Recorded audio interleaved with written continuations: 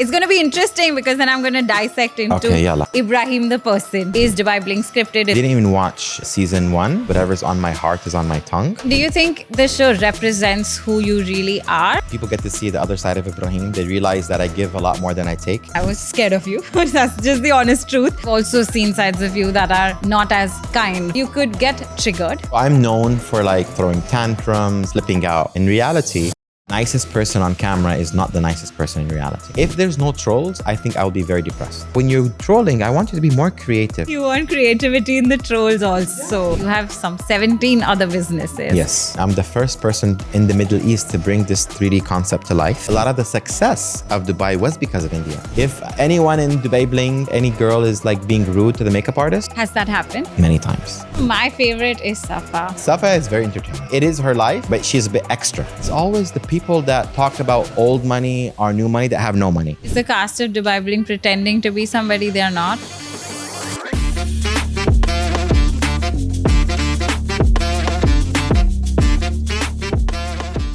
First of all, hi Ebraheem. Welcome to Aleena Dissects. Very excited to be speaking to you. So you can dissect me? Yes. Okay, I hope it's not like a science project dissect because... Almost. Aww. It's going to be interesting because then I'm going to dissect into Ebraheem the person. Welcome. Good luck. Okay. So Ebraheem, the first question that everybody keeps asking you is about, is Dubai Bling scripted? Is it scripted? I'm going to ask you, have you ever made modifications to the show depending on what you think will work? Absolutely not. Not at all? I didn't even watch season 1. Okay. Season 2. I watched season 3. I watched glimpses of it, but I never watched it fully because I never wanted to prepare myself for what to say. I wanted to be as natural as possible.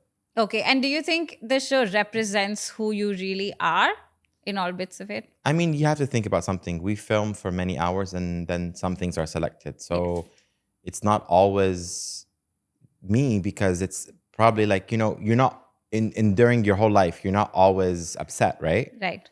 You have good days and bad days and there's a balance. But when people choose what's going to be there, then obviously you get a extra character. Like it's you, but 10 times extra, for example.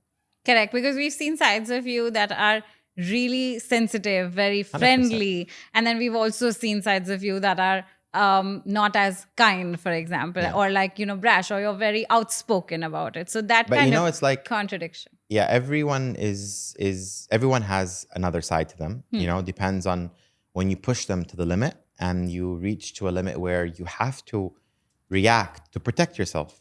So sometimes when it comes to these type of shows is they don't always show the build-up and they just kind of fast forward to the part where you are very angry or upset for something that happened.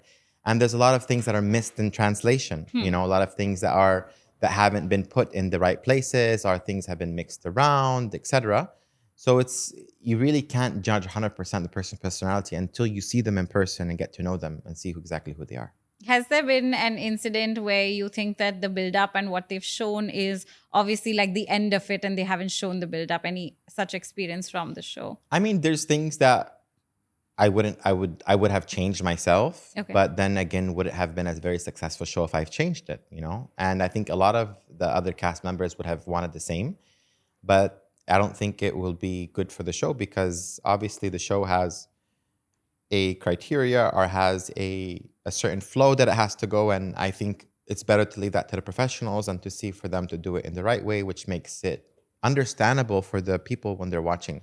At the end of the day, the most important thing of the show is the viewer. The viewer has to understand what's going on, has to, you know, some things that I might have said in the show does not fit within the show's requirements, you know? So therefore, it might have been put in place. So yeah, I mean, I would like to change things, but would it be better? No. No. And what would you say has been your biggest learning when you were shooting Dubai Bling? I would say it's very important to have a lot of patience. Okay. And I still say till today, if I was to go back in time and change something, I wouldn't change it because I'm a true believer if things happen for a reason. I just think that I would have thought things a lot more through, and I'm a very like spontaneous person, and it's known that whatever's on my heart is on my tongue. So I don't hold back. You know, some people, they can play double agendas, they can play the audience, they can play what they want, but I just believe that it's important for you to be who you are and to be whatever's on your mind to say it. And you don't always get that with all the casts. You spoke about thinking through what you have done. Is there a part or incident where you believe that maybe I could have thought about this even better, so the result would have been different? So I'm known for like, throwing tantrums and like, flipping out. In reality, I think I've only lost my cool in my entire business for the past 20 years. I've probably lost it just twice. Really? Yeah. And you can ask my employees. My employees knew, like once it was an employee that was really irritating me so bad that I just flipped on him. I'm like, who the hell do you think you are? And it was so funny because everyone ran because no one knew that I had that. They know it's there because they heard from previous incident the first time, and this was the second time. So I do throw my tantrums, but with the issue that happened with DJ Bliss, it was really emotional for me because he's like a brother to me, and for him to attack my character and to make people assume something that's not true was really, really affected me, hurt me. So I probably gave so much force to that table, but I'm known for doing that. And this is like, it's normal for me to throw this tantrum. But, it got out of hand. Things happened the way it happened. We can't change what happened. It happened, and that's it. And where are you on it today, if you had to say? We're okay. I mean, not where I would want to be, but we're okay. I mean, I think this most important is respect. Yeah. What's the one thing behind the scenes that audiences don't know that happened at Dubai Bling? Well, we're not allowed really to say much things about behind the scenes, but just for the sake of the record, we go through a lot. It's not easy work. People look at us thinking that entertainment is easy. It's not. There's a lot of hard work that goes into what we do, including like getting ready and filming long hours and leaving, our family. Sometimes, I didn't get to see my mom for a while, while we were filming, even though like she's on the show, but she's on a very small part of the show. So it's not easy. Is there a lot of pressure to still be entertaining every time we do another season? I mean, for me, there's no pressure in being on the show. My pressure is more like managing my business because I actually have a real company. Yes. And it's a company that the doors are open, so people come from all over the world to see the company. It's not as easy as you think to manage everything and to micromanage it to make sure that everything is done. Because when we're filming, we need to be on time. We need to respect the timing because there's other cast members that are involved. There's other people's lives that are holding up for this. So it's very difficult. I'm sure. But what kind of impact do you think Dubai Bling has had on your businesses? I think Dubai Bling has made not an impact only on my businesses, but at the entire Dubai.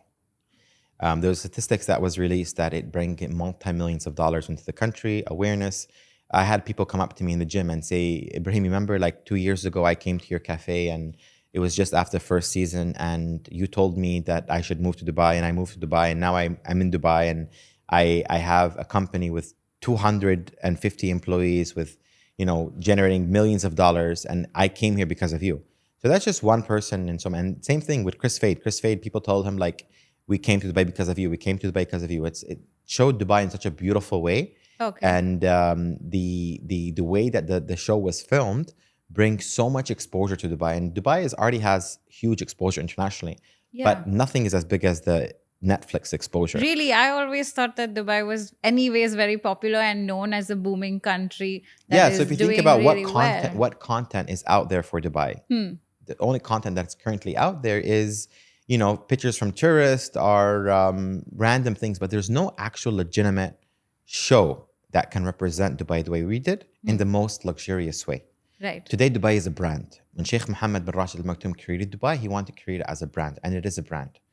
Dubai Bling is a part of that brand, because it shows the lives of individuals who came to this country as foreigners and who built their company and are succeeding.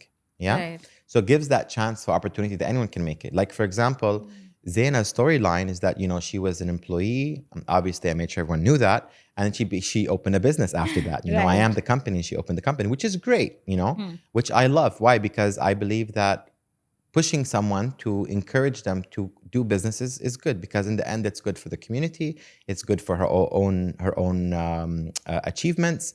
And I think that Dubai the Dubai Bling has created so much exposure. Yeah. Especially like there's a lot of cities where Dubai's marketing has not reached for many reasons. Maybe because there's no media exposure out there. Maybe because that city does not have any direct flights to Dubai. And a lot of it have coming in from Brazil. You know, a lot of our audience currently who are following us on Instagram and social media platforms are from Brazil. And these people understood that Dubai was a nice destination, but they never understood how Arabs live their life. And Dubai Bling showcases the way we live our lives, where we go, what we eat, what is the norm, what is not the norm, what we wear, what is our fashion sense, many different aspects. Right, because I would assume that everybody knows that. Since coming from India, we always look up to Dubai as the place to be for a better living and better lifestyle. But yeah, it didn't strike me that so many other places people don't know about. But the thing is that today we cannot mention India unless we mention Dubai. Yes. Dubai is a part of India and India is a part of Dubai. Why? Because the amount of Indians who are living in Dubai, I think it's more than 50%. Yes. Which is amazing. This is how the country has started. And I think there's no person in India who does not know of a person who's been to Dubai or themselves being in Dubai. Also in India, if anybody wants to do a business internationally, this is the first place that they would think 100%. of starting their business. And a lot of the success of Dubai was because of India. When I first moved here, I was reading the history. I heard that the first currency in the UAE was actually rupees. Okay. Before it was the AED, before they formed the United Arab Emirates. Right. So these are a lot of historic things. A lot of Emirati businessmen used to travel to India. They will trade and marry from Indian. So a lot of Emiratis are half Indian. Oh, interesting. Yeah. Everybody knows about Forever Rose, but everybody doesn't know that you have some 17 other businesses. Yes. I want to know, how do you manage them? So I can't take all the credit. We have a family company, which I'm 20% partners of. My brother is the CEO of that company. He does a very good job in managing it. He's very hardworking. And he helps. So it's basically when it comes to family, my father has had different brothers to handle different parts of the company. Okay. Forever Rose Café, Forever Oud, Rejuve, and Besties Café are 100% mine. But I do have shares in my family company as well. Right. And now that you have all the fame and success, what kind of balance do you do between your show and your entertainment, podcasting, interviews, and then your businesses? See, I have a rule in life. I don't like to close the door on people. I always like to give opportunities, especially this is why I accepted to do this podcast. For me, it's not about, who you are or how many followers you have. I believe in people, in the best value of any person, of anything is actually the person. Because if you think about business, who runs the business is people, right? Right. So we have to be people's people. So we have to understand humanity and to be considerate, because at one time in my life, I needed a break. I needed someone to give me a chance. And some people did give me a chance. Some people didn't give me a chance. So I always want to be known as a person who gives the chances, So I genuinely like to help and to assist people when they're starting up something new, especially, with this podcast. I know like you is something recently that you've started. Yes. And I know that if you had the success in this podcast with having a celebrity, then it will it will encourage other celebrities to also do it with you.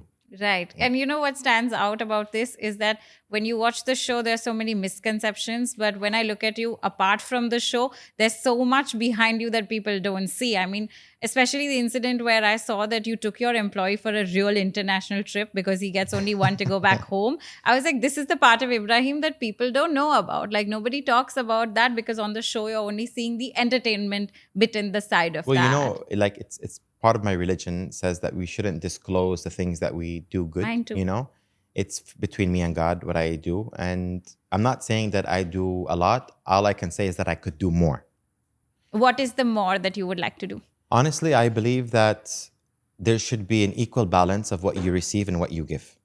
So if I receive, let's say, $10 million of revenue a year from my business, I should give somehow something of equivalence back. If I can't give it as money, I could give it as my time. I can give it as awareness. So for example, if we do a campaign for charity, me doing that campaign, in itself, it's an acknowledgement for that company that's giving, you know? Right. So I think that there should be a fine balance of your time spent of earning and also giving. Yeah, I believe it too, that it's important to give back, because what are you going to do with everything that you have built? 100%. if And at you the end don't of the give day, it when you back? give back, so I know for sure that when I give back to the community, especially if I give back to the community who are, let's say, people who work with me or work for me, then it's obviously going to come back. So I think that in the next future, as our company is getting more international, yesterday I just returned from a trip from Turkey where we have been scouting locations for our next business. So in the next 5 to 10 years, I would be expanding our company more internationally. As we expand, I want to, when I open a new company in that country, I also want to give back to that own community. We're waiting for one in India. You know that, right? Honestly, India has been on my mind since day one. You have to do it. And we went to India many times. Okay. And I just want to study the market more to understand it a lot more, because India is another world. It's different, yes. It's 100% different. A lot of different rules and locations, and the consumer behaves in a much different way than we do in the world. It's not that it's a bit complicated, because if you're not from the region, you won't understand it. So we need a right partner in that region that will give back as we want, you know? Right. It has a great scope, though. Yeah, of course. The population is amazing. I mean, come on, it's one of the But it's world's price largest. sensitive as a market. It's price sensitive, but it's in mass. So it's very similar to in America, same thing. Where if you go to America, you see a lot of the like sports brands are a lot inexpensive because they're producing a lot more. So the consumption level is a lot higher. You just have to reduce the price. Interesting. So we're waiting for that.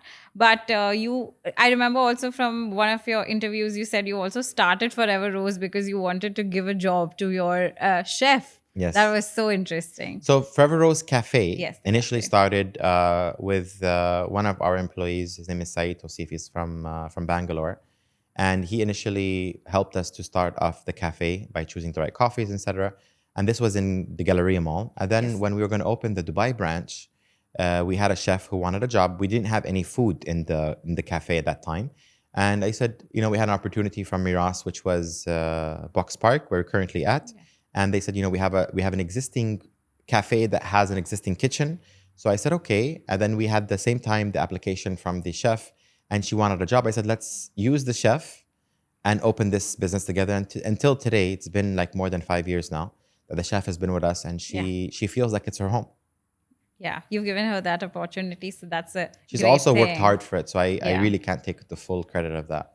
Okay. Now, under the entire Forever Rose franchise, what do you think is your most profitable product or wing? Me.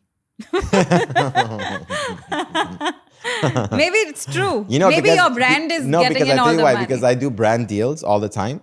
So I just have to show up for an hour and I get, you know, like $70,000, $50,000. I love it. It's just good money. It's easy money.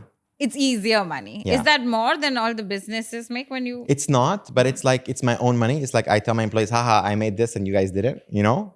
So it's good because the thing is it helps me also with networking. So whenever I accept a brand deal, I go for networking as well. And people get to see the other side of Ebraheem. They realize that I give a lot more than I take, you know? And there's definitely value for what they're paying for.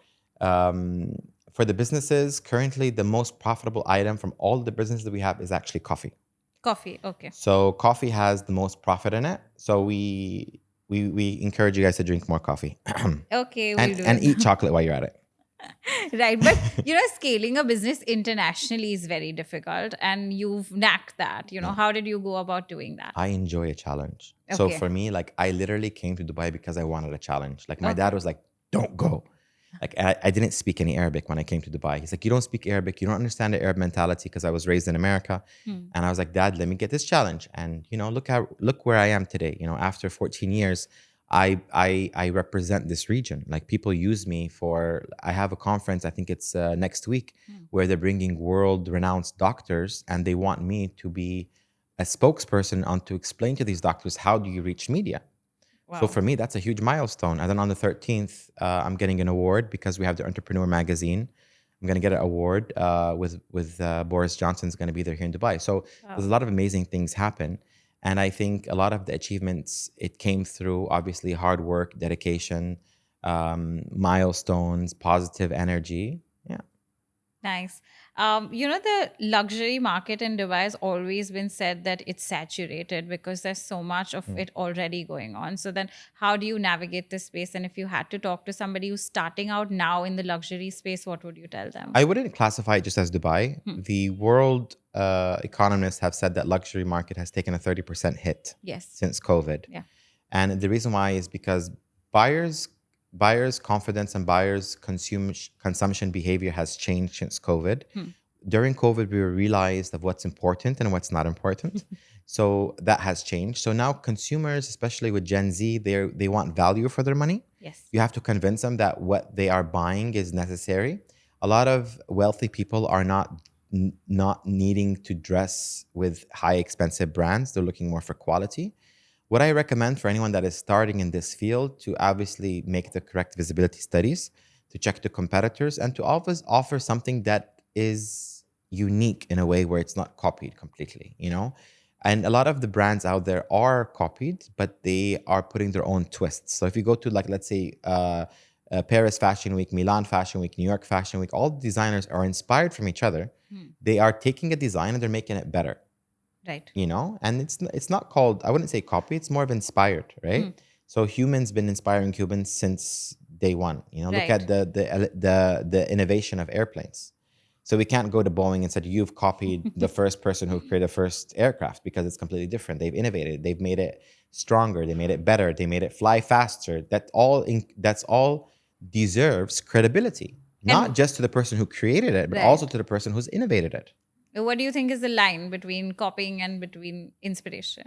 When you take a copy, for example, if you put two copies next to each other, if you can't tell the difference, then it's a copy. So I would go and say, put my chocolate next to another chocolate. If you can see a visible difference, then it's not a copy, it's an innovation. Okay. How is your version of the Dubai chocolate? Obviously better.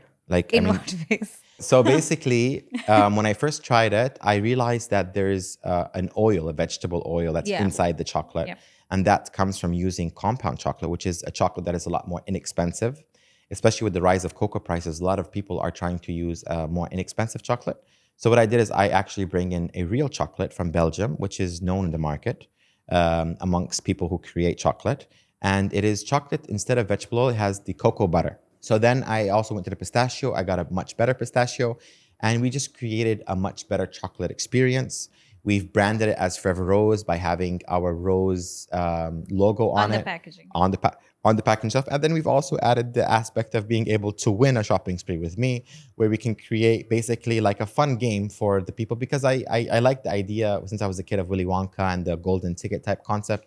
So we have a golden ticket concept that you can win a shopping spree. We signed the first 10 deals with Apparel Group. Okay. So, it's owned by Seema Ved, one of the most successful Indians in the world. I'm telling you, this lady is amazing. Reading her story and seeing where she came from and how she's built her empire is absolutely amazing. She owns most of the brands in the mall. I believe more than 40 brands in the mall, which is amazing. So we're going to start a shopping spree with all her brands. I want to give her some exposure because I love her as a person, her family. Her daughter is a good friend of mine. She's currently studying in Canada. And so we've created a story behind the chocolate. So it's not a chocolate that is just here for a trend. It lives beyond its expectations. I did want to talk about trends as a business. Do you think it's sustainable to start businesses around trends? I think it's good to use the momentum of the trend. So, for example, if we're gonna give another metaphor or another experience that has been done before, is look at Huda Beauty, right? Yes. So I've been following Huda Beauty since she's came in Dubai, which is an amazing story. It's an amazing achievement. One of the top 10 companies when it comes to makeup in the world. One of the biggest influencers in the world when it comes to makeup. So she's obviously had some great achievements, especially as a woman in the region, where she taught the people that, Arab women can succeed and succeed very successfully. So basically, she started off by doing the lashes. And the lashes in that time, there was a gap in the market. No one did a wide variety of lashes. So she took a trend and she made it widely available. She branded it correctly. She made amazing packaging. She made amazing quality. She put the right price. She got the best partners, Sephora. And look where she is now. From eyelashes, she has everything. So if you look back in the market, if she was to start, let's say, with lipstick, maybe she would not succeed. Correct. because there's too many lipsticks in the market. Correct. But because she brings something innovative, she proved her presence, she gained her customer audience, she was known for quality, and that's how she was able to build this empire. So a trend can reach to ultimate success. And where do you see the chocolate that you're making, a version of it? How do you look at that expanding? So we have worked with a lot of different flavors. So one of my trips recent trips to Sri Lanka, I was invited by one of the most successful businessmen in Sri Lanka, and we met the top 500 businessmen in Sri Lanka. It's a group called Coil Foundation. And while I was there, I was listening to one of the guest speakers, and he was talking about the coconut business. So immediately, I text my employees. I'm like, "We need a coconut chocolate." Oh. And I want to import it from Sri Lanka. So I believe that every part of the world has something to offer. So we want to create a chocolate for every different flavor to be from different countries to represent that country and what they're known for. Right. So I see myself as having, let's say, more than 200 different chocolates, you know? Oh, so more flavors is how you want to expand into the market. Yes. And in other countries, eventually internationally? Of course. So basically, Forever Rose is currently available for international franchising.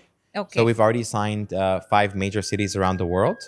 And we looked to sign even more. So we will see our chocolate, obviously, in all over the world. So whenever we open a new city, we also open a new avenue for that chocolate as well, for the retail, from retail to be able to sell to B2B. So if someone takes a franchise of Forever Rose, let's say in India, they're also able to take the chocolate and to sell the chocolate to other businesses.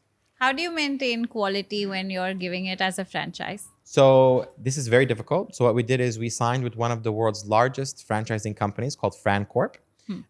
They have an office in the US, and they have an office in India, and they also have an office in the Middle East. So exclusively with them here, they have helped us to develop a manual, which we would call it like a Bible for our business, you know? So, you know, it's everything you need to know about the business, how to run the business, how to operate the business. Also, I have a big part in myself visiting, making sure that everything is there. I have a very hard time when managing my diet because I'm constantly eating the food and making sure it's, you know, it's good. You know, today I had my trainer. His name is Suhan. He was in the cafe with his wife, and I literally, without even asking, I went to her plate and I took some. I'm like, quality control, and I tried it because, you know, it's just like I'm so used to doing it, and I always have to make sure that the quality is there. So you have to always be on top of the business. F&B business is not easy. That's why I always tell people, if you don't have any F&B experience, don't do it unless you get the proper guidelines and assistance and to know what you're doing. And somebody had to start an F&B business here in Dubai today. What would you suggest to them? Be different. How can they be different? Look at me, for example. I have a new design. I'm the first person in the Middle East to bring this 3D concept to life. So I was unique and very much, look at all my competitors on this street. They all look like the same. So if I go into 7 cafes right now and I took a picture at the chair, there's no difference. Same white aesthetic, plain, basic, you know? Nothing is unique. So always stand out, create new concepts. You know, a lot of the businessmen here in the cafes, they go to visit each other and they copy each other's menus. That's embarrassing, you know? You should create your own to be unique, to be different. A lot of times people tell me, oh, why don't you put this, that they have it in that cafe? I'm like, well, I'm not that cafe. Yeah. This is my cafe. This is the way we do things. We can consider it, but most likely we won't adapt to it. We do what we want to do. There's a big trend now. Everyone's having Cinnabons everywhere. And as much as I love Cinnabons, I go and I have at a different cafe. I don't want to bring it to us because I just don't see it fit at the moment. Maybe down the line it would. So being unique and being iconic is very important. And do you think that Instagram is driving that business a lot? 100%. Without social media, we won't be where we are today. If you look at business, like let's say 20 years ago, it was a few players in the market when it comes to coffee shops. There's a few players when it comes to burger restaurants. But currently, there's a lot, and that's due to social media. So, for example, if you're an influencer, or if your brother's an influencer, or someone in your families or your cousin's an influencer, you're gonna want to open a business because you're gonna say, you know what? I'm gonna open this cafe. I'm gonna get my cousin to come promote it for me, and everyone's gonna know about it. But before, you'd have to be very rich to pay a lot of money to make a commercial for you to be known. Correct. So, social media has given opportunities for people to make businesses happen. I've seen that happen over here a lot, and the trend is following in India also, that people are creating concepts around Instagram, making things that are Instagram so that their business sells and so that their restaurants especially. It's great. And I sell. think that people having the opportunity to create their own business is amazing, right? Because I think in a way, we're kind of going back to the old days. So if you look at the old days, they used to trade with, golden coins, or they used to exchange services. Plus, we do the same thing when it comes to influencers in the region, where like a lot of us, like me and my Dubai Bling cast, if I have something that I'm launching, like I will invite my friends and they'll come support me, then I'll come to them as well. So if you look at Muna, whenever Muna has any event, I go and I support her, because also when I need her, she'll be there for me. So it's kind of like building a network where we all help each other for getting our product for people to know about it. What is a trait that you look at when you are looking at a good friend? Any person I deal with, I judge them on how they treat someone who is less fortunate, not how they treat someone who is rich. So whenever I'm on a date or getting to know someone, I see how they treat the waiter.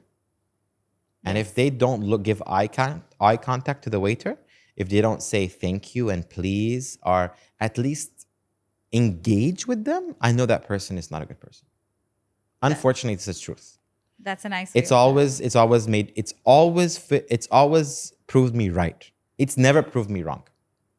If anyone in Dubai Bling is like, any girl is like being rude to the makeup artist. Has that happened? Many times. And I actually I always, any makeup artist, any hairstylist that has did anything for anyone in the world, let's not just say Dubai Bling, let's say like in general, any artist, ask them, how was that person? And that's when you really will understand the person's personality and who they really are. And you'll be shocked. Really? The nicest person on camera is not the nicest person in reality. So is the cast of Dubai Bling pretending to be somebody they're not? I wouldn't limit this to Dubai Bling because there's a lot of different situations and a lot of different people. I give you one example. Muna, she's the sweetest person in the world. Yes. On camera, off camera, at home, with family, without family, she's just absolutely amazing. You can tell. This I blindly, and she was doing a podcast the other day with Virgin Radio. And they did this, rapid questions, like giving names and giving answers. And Chris Fade was very sneaky to leave my name at the last. Okay. And he's very close friends with Mona as well. So when he got down to me, you have to give one word. She said theoretical, that I'm theoretical, which is good. It's like, interesting. It's and then, that's funny too, because when they asked her about Farhana, she said interesting. She doesn't know how to say anything like wrong. Like her most wrong thing is interesting. Which is so cute. That's why I love her so much. She's so sweet. So when she said theatrical, she said to her. Then after that, I'm the only person who she felt that she had to explain more than one word. Which she says, I think Ebraheem is misjudged, and I think Ebraheem is misjudged because he's so sweet in reality. I literally I had a tear came out of my eye, for that, because coming from her means the world to me, because as much hate I get from random people who I don't know, who don't know me, from all over the world, doesn't matter to me, obviously, because those people are absolutely no buns, they're just trolls. But when someone as honorable and as successful and as credible as Muna, to have that to say about me means the world to me. And if I lose the entire world and I only had her as a support, then I have enough. Really? Swear to God. I told you, that's the thing about you, nah? That people are looking at the theatrics, but they can't see the behind the scenes. Yeah, but they need that, So I'm going to always deliver. I'm never going to change on camera. If I have a different, like with Habibi Ebraheem, you will see really who I am in Habibi Ebraheem. Can't wait. So my brain goes in different places. I don't just focus on one thing. I could possibly have ADHD something. There's something there, definitely not normal. Okay. But it's okay because there is something special when it comes to someone being irregular. Okay. And I accept that because there's a lot of pluses in me and there's a lot of things that are good and bad, and it's a balance. So for me, I absorb a lot. I see a lot of people. So I've been seeing people since I was, 2 years old. My father's a hotelier, so we saw thousands of people. So I'm a people's person, so I can judge. I do judge when I first see, but I don't act on my judgment. So it means that if I see a person, I might have judged them in my brain, but I don't act on my judgment until they prove me that I was right. So I let them to prove me wrong. 90% of the time I'm right. 10% I'm wrong. And I feel so guilty for judging them. And I actually asked for apology from them that, you know what, when I first saw you, I misjudged you and you actually surprised me. What has there been anybody like that? Many times. I've misjudged a lot of people in my life. 10% is a lot, But if I see 100 people a day, it's a lot of people. And I apologize. And some of those people became my best friends because I felt guilty that I misjudged them. Yeah, but you can't always read a book by its cover. And I'm the walking proof of that. Okay. You spoke about trolls also. Does that affect you anymore? Trolls? Yeah. Actually, I enjoy it. Enjoy? If there's no trolls, I think I'll be very depressed. You know why? Do you read it and entertain yourself? I read, I entertain, I reply sometimes. I think I remember I've seen a lot of same comments like, coffee boy, coffee boy, coffee boy. And I think it's some type of diss, like they're dissing me somehow. And I tell them, well, this coffee boy can buy you and sell you for cheap. And then I told another one, this coffee boy, I said coffee boy, burger boy, flower boy, fragrance boy, jewelry boy. I'm mentioning all my companies, by the way. What's important that this boy is making money and you're just hating. And you're invested in his life, which is why you're commenting. Exactly. So if I didn't get troll comments, means I'm irrelevant. So you would want to keep I wanted to keep going. Why? Because what you see is you get to see who's your real fans by the ones who are defending you with the troll comments. So sometimes I don't even have to answer. I see like a trend of answers telling them my fans, defending me. So it becomes like an online war, the people of Ebraheem and the people who are against Ebraheem. But regardless, if there are people who are against me are with me, it does not change my life. I'm still me, who I am. I'm still sleeping at night. I'm still living my life. My company is still operating. Everything is fine. So I encourage it. But I do have one request. And the request is that when you're trolling, I want you to be more creative. Don't say something said before because I wasted reading it. So if you want to speak bad, be more creative. Like don't say something it already said. So what I recommend for the trolls, this is a one-on-one lesson, is read all the comments. What has not been said, then say it. You want creativity in the trolls also. Exactly, because it hurts me to repeat something. Like, see, there's two things that irritate me. It gets under my skin, okay? Dumb people. Okay? Okay. And lazy people. Oh. And they're kind of the same person. Dumb and lazy, they're both together, right? So the dumb person is the one who repeats a comment that's already there. Yahi, make something new. Give me what I deserve. If I annoyed you that much, don't I deserve the creativity that you trolled me correctly?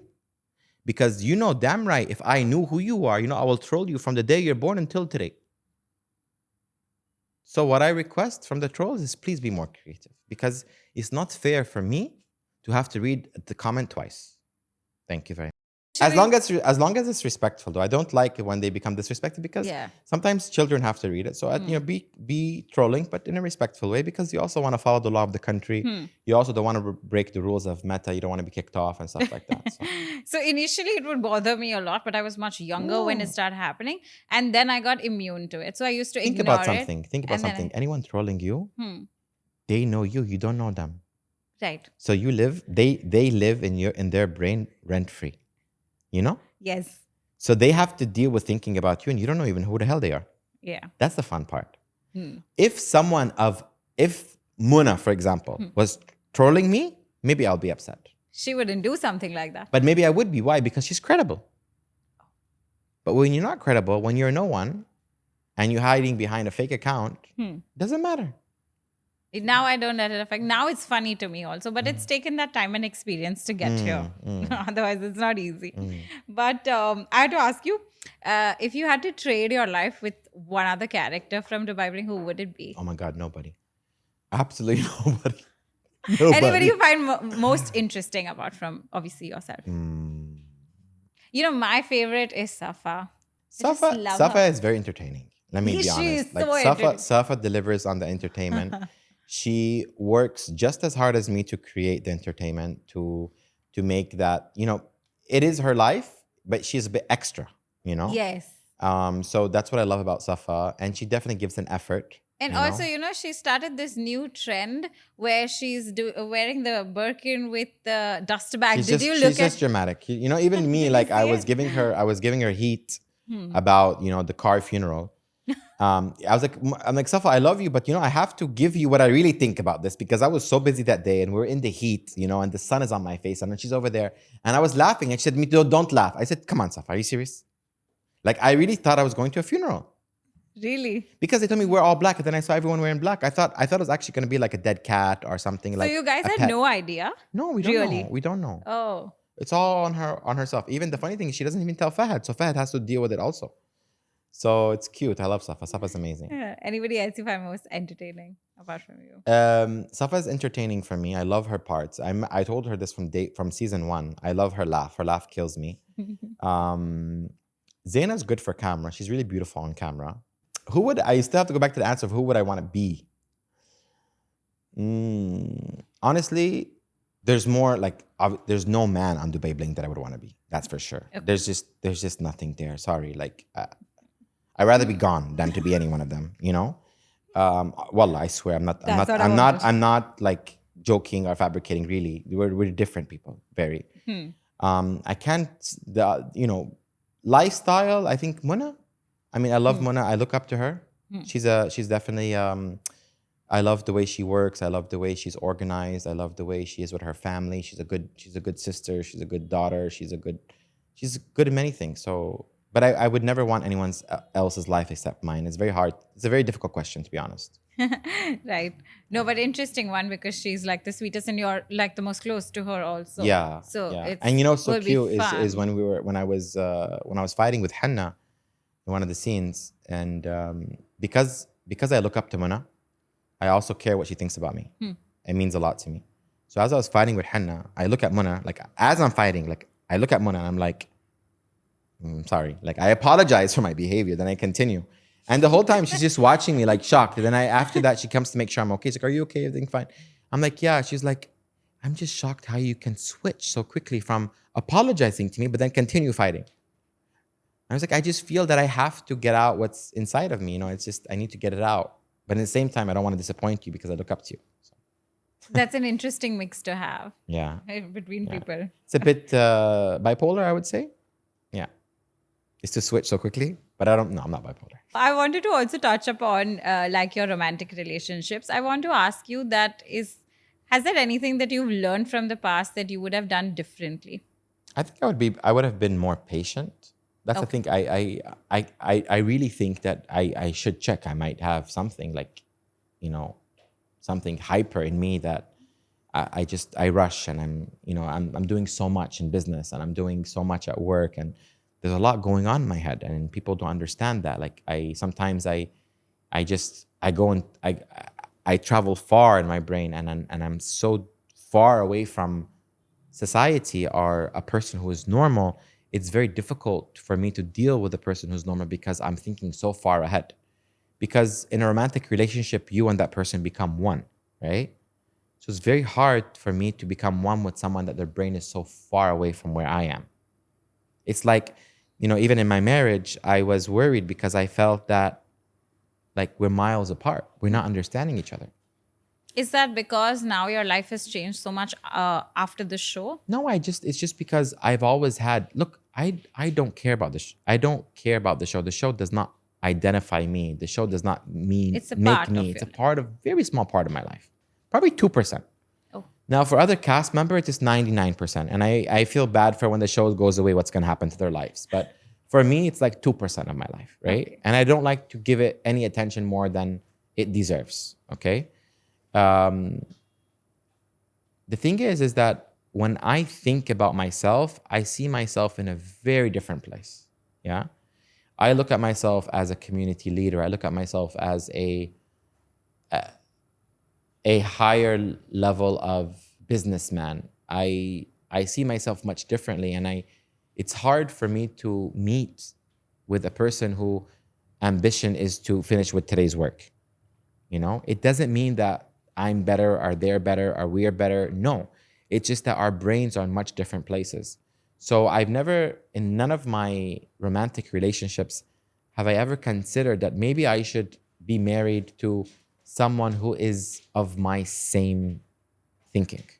So let's say a woman who's very successful, who has the same inspirations in life or the same goals, and maybe we need to work together so we can chase our goals together.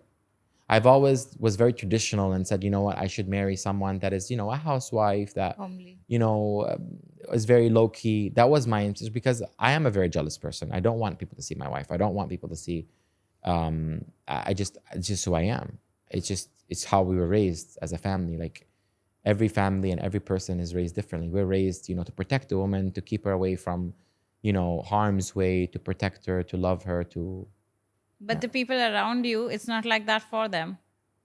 Like who? For other people around you, whether friends or Yeah, that's the people thing. at So a lot of work. people, I had a lot of comments saying, why do you want your wife not to be in public, but then you're outside with other people's wives? So the thing is that I can't tell them, well, because my wife is at home and that was her decision. That wasn't my decision, it was her decision. I like that about her. That's why I married her. So I was attracted by the fact that she does not like to be in public eye. So that goes from behind. That doesn't mean that I forced that on her. There's a difference between me saying I married someone who's in the public eye and say, no, now you're married to me. Now you're going to be in the, locked in the house. It's not true. I married someone because that was their way of living. But now, so my wife never put her photo on social media. Yeah. Before we married. That's why I married her, right? So when I'm going out with women or people are networking with women who are out, I can't go on to tell you, well, you know what? Because my wife is at home, you have to go home too. See, that's why I told you, dumb people irritate me. Because those comments that people are reading, are putting, they're like, why do you want different? No, it's not true. It's that, and plus, what a lot of people don't understand is that me, when I'm going out and I'm taking photos with ladies or I'm meeting other people, it's networking. It's a part of my work. So if I didn't do that, I won't get the exposure that I have today. And if anyone knows, and they can put it all in the comments right now, is when I take a photo with a lady, I never touch her. It's always my hand is behind, but it's always at least a few centimeters away from her body. Sometimes they have their hand on me, but I feel shy to tell them to remove their hand. Why? Because then I create an uncomfortable situation. I can tell you today, in the past 3 years, I've never refused a photo, a video, a request from anyone walking by standards, even on my worst day. I remember one day I was sick, I was tired, I had an argument with my wife, I was in Global Village, and these girls, they came up to me yelling, Ebraheem, like that. And I had to force a smile on my face just so I don't disappoint them. Because without our audience, we are nothing. When it comes to credibility, now it might be something to my father, it might be something to my mother, it might be something to my employees. But to society, without our audience, we are nothing. Without our trolls, we are nothing. So our fame, our followers came from people. So we have to respect them. And if I'm ever with any other Dubai Bling cast member and I see a fan that come up to us, I always tell them to greet them. Even if you're eating, put your fork down and say hi. And sometimes it's not fair on our part. But you have to understand the person who is starstruck, they're not thinking properly. You don't want to punish them for them not thinking properly. You don't want to ruin their day for not thinking properly. They are starstruck. They saw you. They didn't think that you're eating. They didn't think that you need your privacy. They just thought that I want a photo because if I don't get it now, I'm not going to get it again. Give it to them. It doesn't cost anything to put the fork down. That food's going to get in your stomach. It's going to get in your stomach. Don't worry. It's not running away. Food never had feet. It's not going to go. You're going to eat it. It's okay. So a lot of people, they get shocked. And what I love about this is that some Dubai Bling or other people around me, even sometimes some influencers, when they see me the way I am with my audience, they also followed. Oh, really? I don't want to mention names, but I used to know people that would refuse a photo or would put on sunglasses because they felt they didn't look nice in the photo or they weren't making makeup or whatever. But after the way they saw I was, they started to do the same thing. And I love that. Why? Because I became a real influence on them to make people happy. Because if I am the only one that is doing this for the people are going to be like, Ebraheem's the nicest person. But then they all have to follow, which is great. Why? Because in the end, we're making people happy. And in the end, it's good for our show. It's good for our reputation. It's good that everyone says, you know what? These people actually deserve our support. They deserve our views. They deserve our attention. It's just that the perception sometimes would be a little different because, like you said, for example, that was your wife's choice to dress a certain way or to be seen or not seen. But then tomorrow, if you do pick somebody that is, like you said, you want somebody who's successful and driven, Yeah. then that person is going to be outgoing. That's That fine. person is And going to be there. And I don't mind them being outgoing as long as they respect the honor and the boundaries of my family. And this is something that we negotiate and we speak to before marriage. You know, we say, listen, I love you who you are, and I don't want to change you. I think you're amazing the way you are. However, in my family, we do things a little bit differently. Do you accept or do you not accept? If she accepts, great. The same thing where she can say, you know what? I love you too, and you're amazing. But Ebraheem, you know, you need to like chill on this and that. And I'm like, okay, fine. It's an understanding. Would you change for your partner if they said that this is something that they're not okay with? Why? Because it's not fair. If they change for me, I don't change for them.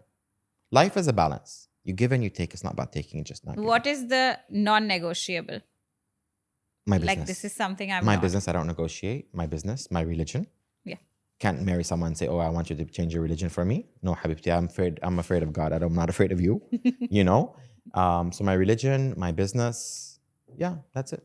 A lot of people also, a lot of women, they also confuse the idea of mama's boy, right? So they think that because I'm good to my mom, that my mom controls me. And a lot of the hate that I get from being mama's boy is for people that are relating me to their own situation at home. So if a woman has a bad mother-in-law, they are putting me, he's like this, he's like that. It's not true. First of all, my mother does not interfere in my marriages. She does not interfere in my work. Okay? My mom did not even know my wife until after I got engaged. Oh. You know? So I was already set my mind. Then my mom, she met her. Yeah? The same thing when it comes to my business. My mom, she might say something like, Ebraheem, why don't you do this? And I respect her opinion, but I don't listen to what she says. A lot of times she tells me like there's an employee that might work in a company who she doesn't like. I told my mom, it's none of your business. Clear. I respect my mom. I love my mom. I protect my mom. It does not mean that I have to follow everything she says. There's a fine line between loving your mother and there's a fine line for being your mother's pet. I'm not my mom's pet. I'm her backbone. I'm her support system. And I am her son. Ebraheem, for somebody who's achieved so much in life in terms of business, wealth, fame, what does success mean to you? Reputation. Success is reputation, is your reputation, especially in this part of the world. Means that when you go to a business meeting and that business meeting, you meet other people from another company and they look at you and they say, this man has a good reputation. That's success. But your reputation, you're putting at stake with a show like that that's meant for entertainment, right? Yeah. So that doesn't destroy your reputation. Okay. So when you're on a show, there's nothing in that makes me a bad businessman. They might say, oh, he's dramatic, but he's not a thief. You know, he might be a controversial friend. He might not keep a little pinky promise secret. That does not make him an enemy. That does not make him a murderer. That does not make him a criminal. A reputation comes from the word of mouth of people who know you, not of people who've seen you. You cannot take a reputation from someone who's seen you on social media. You take a reputation from someone who's dealt with you in a business dealing. You take your reputation from someone who has been in your house. You take a reputation from someone who has worked with you, for you, with you, collaborated with you. If you look at any of the collaborations I have done, and I do a lot, maybe 7 to 8 collaborations a month, there is not a single time that I left until I made sure that the client was happy. I think I want to ask you questions. Tell me. Okay, what made you start doing podcasts? I used to run a business into media and publishing. I know the trajectory of podcasting as an industry is growing. In India, its consumption is increasing. That's the hard fact. It's a natural extension of who I am because I love talking to all different types of people from all different age groups and learn from them. So it's just very natural for me that podcasting is something I want to do. What was your prejudgment of me before you met me?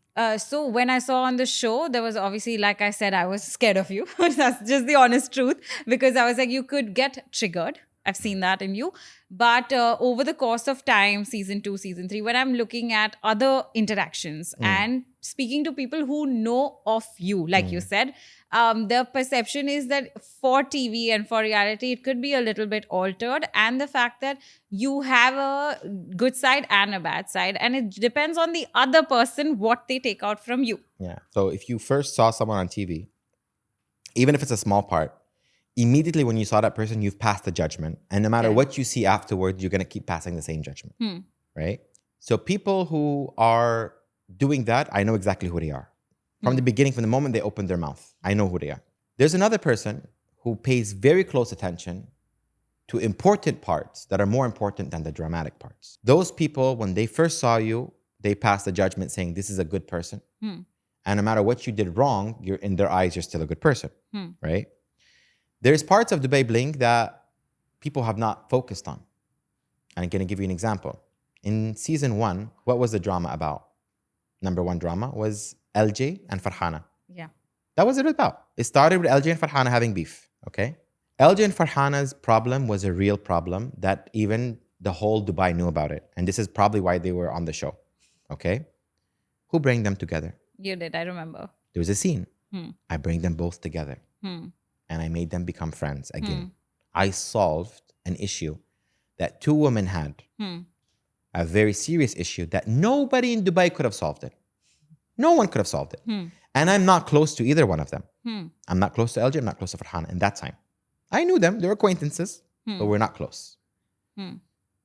I did not do that for the camera. I did that from my heart. You did that again when you went to speak to Farhana's ex-husband. And I was like, how sweet of him to make her comfortable by talking to him. Exactly. That's and what I noticed. That's the second time. And the third time, the whole season 3, who are we fighting with the whole time? LJ and who? Joanna. The entire storyline is LJ and Joanna. They're fighting. You shut up. You this, you that, you this. And you know, who bring them together in the end? I saw the opportunity in the cafe. I bring them together. Joanna, she told me, if you want me to hug her, you hug her first. You know why she said that? She knew I would not hug her because my mom is there. Oh. I cannot disrespect my mom. Mom does not accept it. But I said, okay, no problem. I'll hug her. My mom, she'll yell at me at home. No problem. But at least I bring 2 people together. So I hugged her. Then she had to hug her. And we solved that issue. As a consumer of the content, I can see those parts. Like everybody's obviously looking at the Yeah. dramatic but, parts. But people, like, let's say if someone's really close to Zaina's, like Zaina's diehard fans, they're never going to see she does anything wrong. Just like my diehard fans will never see I do anything wrong. And some of my fans, I swear, I can get away with murder. They wouldn't care. They'd be like, no, Ebraheem, he didn't mean it, you know? Which is cute and all. But, you know, at the end of the day, there's a balance of life, okay? We're going to get these balances all the time. It's just how the world lives, which is okay. Like I always said, most important to do is to keep respect. But one thing I wanted to touch base on before we end this podcast was regarding our current, you know, feeds that we see in social media. And it's quite funny because if you look at, there's a trend going on, like people are putting these different fashion clothings and people are like, oh, Dubai Bling, you know, they dress over and da-da-da-da and their fashion. Everyone has a comment, right? But then they show you these 2 sides. They say, this is like old money and this is new money. Like clothing wise, you know what I mean? And I look at them and it's just like, it's always the people that talk about old money or new money that have no money. You know, you never saw a person with money that's saying this, you know? That's so true. I'm just really tired of seeing like, and no, we should dress this way. Habibi, dress the way you want to dress. Okay? And stop talking about old money and new money when you have no money. Just be you, you know? And I think I really don't think what you have or what you own defines who you are. It's how you make people feel when you're with them that defines who you are.